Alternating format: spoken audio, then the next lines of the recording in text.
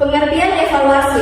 Evaluasi merupakan pengukuran ketercapaian program pendidikan, perencanaan suatu program substansi pendidikan, termasuk kurikulum dan pelaksanaannya, pengadaan dan peningkatan kemampuan guru, pengelolaan pendidikan, dan reformasi pendidikan secara keseluruhan.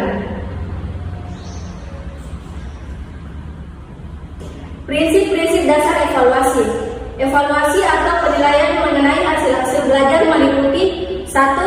Pengukuran atau peramalan kemajuan pelajar dalam arti persiapan yang teliti dan penyelenggaraan yang tepat dalam memerankan teknik-teknik dan mencatat sebaik-baiknya dan memberi interpretasi data-data yang dihasilkan. Dalam memberi interpretasi secara luas, evaluasi pendidikan meliputi tidak saja menilai kemajuan murid, tapi juga terhadap kurikulum yang diberikan, organisasi sekolah, teknik-teknik mengajar, dan hasil-hasil pendidikan.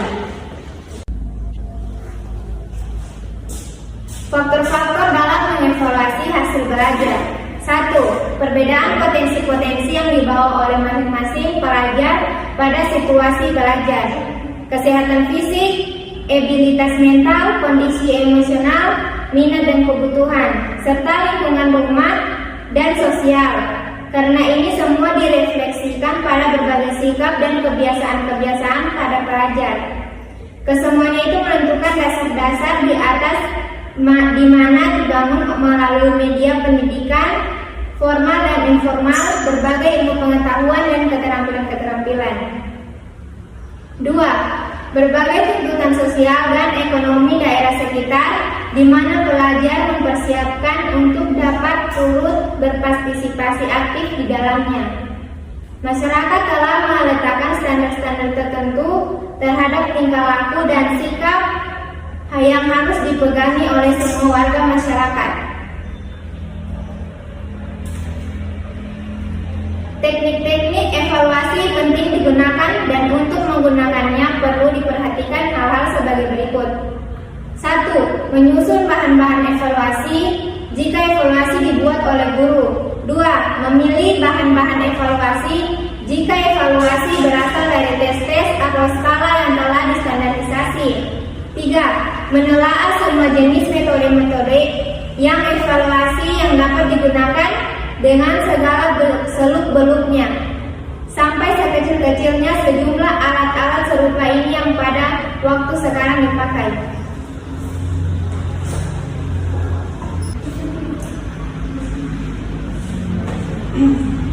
Setiap jenis atau bentuk butir soal mempunyai cara penilaian atau scoringnya masing-masing.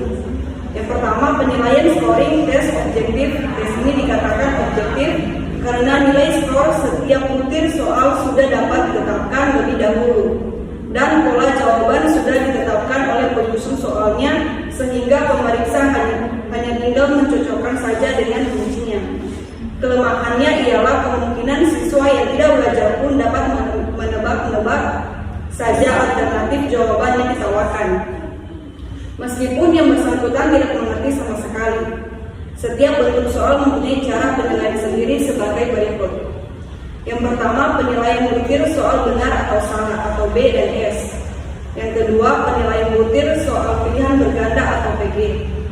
Yang ketiga, penilaian butir soal isian. Yang keempat, penilaian butir soal menjodohkan.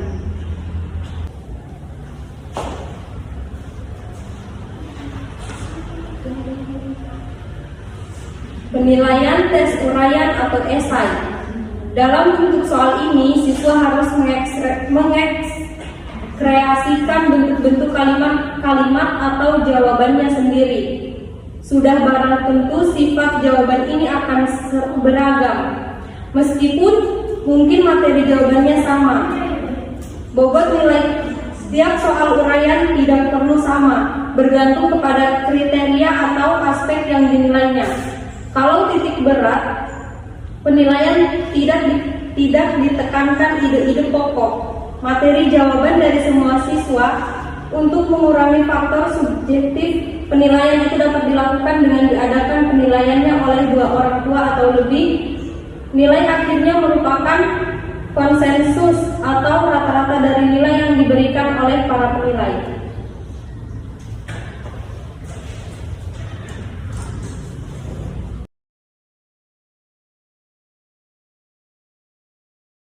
I've said those words before, but now we start to hear it down. Falling is safe, why is this right to say? Falling is safe, why am I away? Why do I pull you close and leave you? Why is it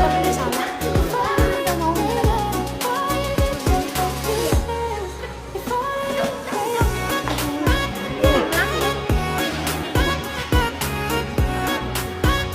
Sumber energi adalah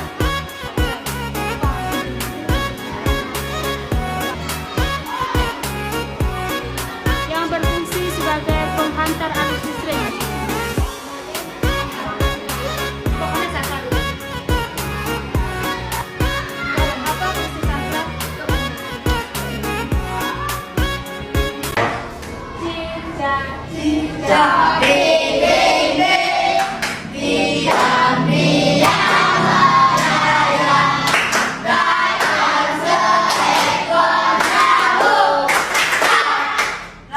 Bagaimana cara cicak menyesuaikan diri?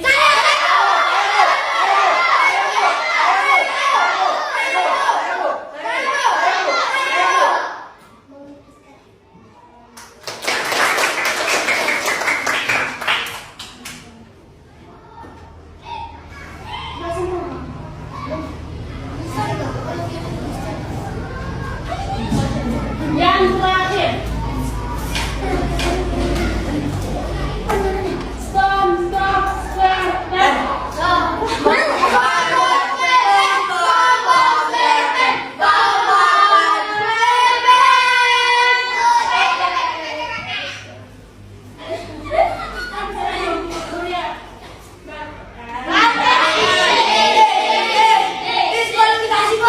Bagaimana cara ubur-ubur menyesuaikan dengan mengeluarkan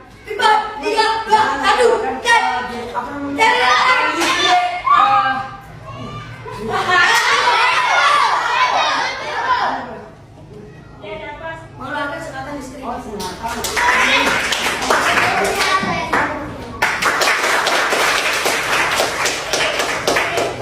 ini benar-benar pertanyaan yang terakhir. Semifinal.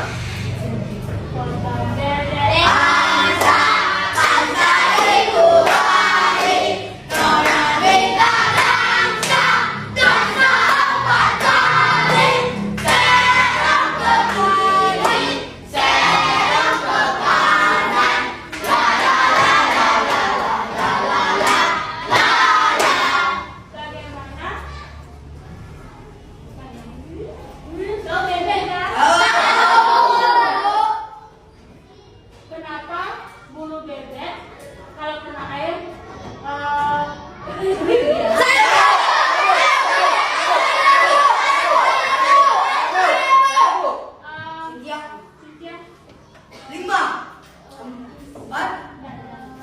Karena Belum berbeda karena